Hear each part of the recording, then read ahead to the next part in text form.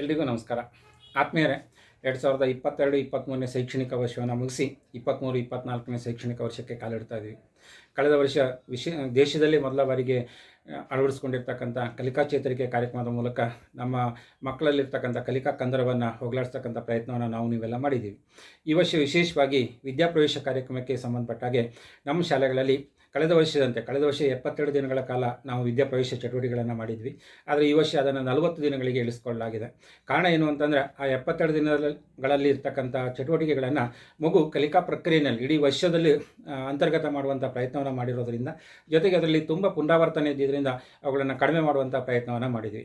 ಹಾಗಾಗಿ ನಮ್ಮ ಶಾಲೆಗಳಲ್ಲಿ ಶಾಲೆ ಪ್ರಾರಂಭ ಆದ ದಿನದಿಂದ 40 ದಿನಗಳವರೆಗೆ ಈ ಒಂದು ಕಾರ್ಯಚಟುವಟಿಕೆಗಳು ನಡೀತವೆ. ತಮಗೆಲ್ಲ ಗೊತ್ತಿದೆ, ಕಳೆದ ವರ್ಷ ಶಿಕ್ಷಕರ ಕೈಪಿಡಿಯನ್ನು ಸಮಗ್ರವಾಗಿರ್ತಕ್ಕಂಥ ಶಿಕ್ಷಕರ ಕೈಪಿಡಿಯನ್ನು ತಲುಪಿಸಲಾಗಿತ್ತು. ಅದೇ ಶಿಕ್ಷಕರ ಕೈಪಿಡಿಯನ್ನು ಆಧರಿಸಿ ಈ ವರ್ಷದ ಚಟುವಟಿಕೆಗಳು ನಡೀತವೆ. ಅಲ್ಲಿ ಏನು 72 ದಿನಗಳಲ್ಲಿ ನಡೀತಾ ಇತ್ತು ಚಟುವಟಿಕೆ, ಅದನ್ನು 40 ದಿನಕ್ಕೆ ಇಳಿಸಿರೋದನ್ನು ಬಿಟ್ಟರೆ ಹೆಚ್ಚಿನ ಬದಲಾವಣೆಗಳು ಇಲ್ಲ.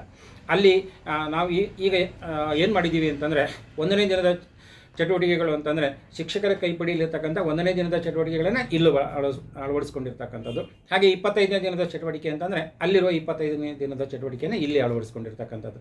ಹಾಗಾಗಿ ಶಿಕ್ಷಕರಿಗೆ ಅಷ್ಟು ಗೊಂದಲ ಆಗಲಿಕ್ಕಿಲ್ಲ ಅಂತ ಅಂದ್ಕೊಂಡಿದ್ದೀವಿ. ಹಾಗೆಯೇ ಕಳೆದ ವರ್ಷದಂತೆ ಈ ವರ್ಷವೂ ಸಹ 8 ಅವಧಿಗಳ ಚಟುವಟಿಕೆಗಳಿರ್ತವೆ. ಬೆಳಗ್ಗೆಯಿಂದ ಸಂಜೆವರೆಗೆ 8 ಅವಧಿ. ಅವುಗಳ ವಿವರ ಈಗಾಗಲೇ ತಮಗೆಲ್ಲ ಗೊತ್ತಿದೆ. ಹಾಗೆಯೇ ನನ್ನ ಸಮಯ ಅಂತಕ್ಕಂಥ ಒಂದು ವಿಶೇಷ ಅವಧಿ ಇತ್ತು.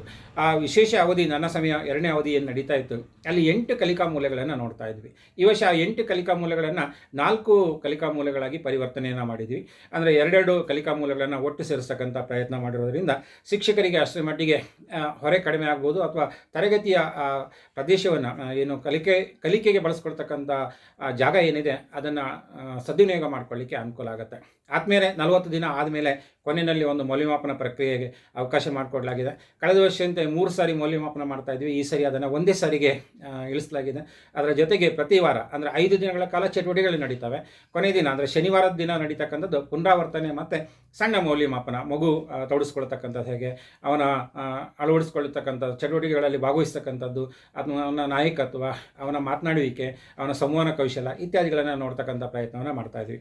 ಒಟ್ಟಾರೆ ಈ ಒಂದು 40 ದಿನಗಳ ವಿದ್ಯಾಪ್ರವೇಶ ಕಾರ್ಯಕ್ರಮವನ್ನು ನಮ್ಮ ತರಗತಿಗಳಲ್ಲಿ ಯಶಸ್ವಿಯಾಗಿ ಅಳವಡಿಸ್ಕೊಳ್ತಕ್ಕಂಥ ಮೂಲಕ ನಮ್ಮ ಏನು ಮಗು ಅಂಗನವಾಡಿಯಿಂದ ಬಂದಿರತಕ್ಕಂಥದ್ದು ಇರ್ಬೋದು, ಅಥವಾ ಬಾಲವಾಟಿಕದಿಂದ ಬಂದಿರತಕ್ಕಂಥದ್ದು ಇರ್ಬೋದು, ಅಥವಾ ಪೂರ್ವ ಪ್ರಾಥಮಿಕ ಶಿಕ್ಷಣವನ್ನು ಪಡೆದು ಈಚೆಗೆ ಬಂದಿರತಕ್ಕಂಥದ್ದು ಇರ್ಬೋದು, ಆ ಮಗುವನ್ನು ತರಗತಿಗಳಿಗೆ ಭೌತಿಕವಾಗಿ, ಭಾವನಾತ್ಮಕವಾಗಿ, ಜೊತೆಗೆ ಸಾಮಾಜಿಕವಾಗಿ ಹೊಂದಿಸ್ತಕ್ಕಂಥ ಕೆಲಸವನ್ನು ನೀವು ಸೇರಿ ಮಾಡೋಣ ಅಂತ ಹೇಳ್ತಾ ಎಲ್ರಿಗೂ ನಮಸ್ಕಾರ, ಧನ್ಯವಾದಗಳು.